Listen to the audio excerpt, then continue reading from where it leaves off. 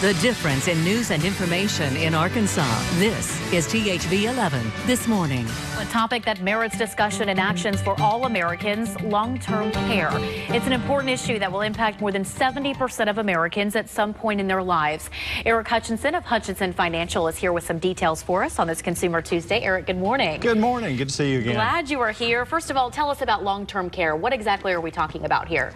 Well, we're talking about a care that is given to help you continue living your life in a normal kind of way. When we think of health care, we think of getting better from an illness. Right. There are some kinds of illnesses and conditions that we're just not going to get better from right away, and that's when we need long-term care. How much are we talking about here? Does it vary? In terms of cost? Yes, cost. In Arkansas right now, it's anywhere from $35,000 to as much as $60,000 a year. That's $5,000 a month, so it's very expensive. And we talked about that statistic, 70% of Americans. So this is an important topic that we need to discuss. Yes, and it's not just older Americans. 43% of Americans right now under age 65 need long-term care. Does Medicare pay for any of this long-term care? Just a little bit. In fact, that's one of the misconceptions that's out there, is that Medicare would pay for this care. But in fact, Medicare is focused on acute care, taking care of an illness, getting you well.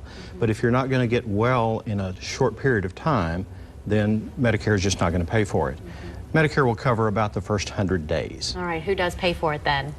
Well, after that, we're on our own. We have to pay for it out of our own pocket. And if you don't have deep enough pockets to pay that kind of a cost, then either you're going to have some long-term care insurance, or perhaps some life insurance or annuity products that have long-term care riders.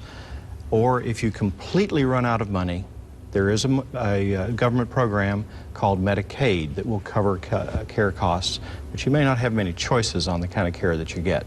People watching this interview, what is the first step that they need to take as far as looking into this for them in the future?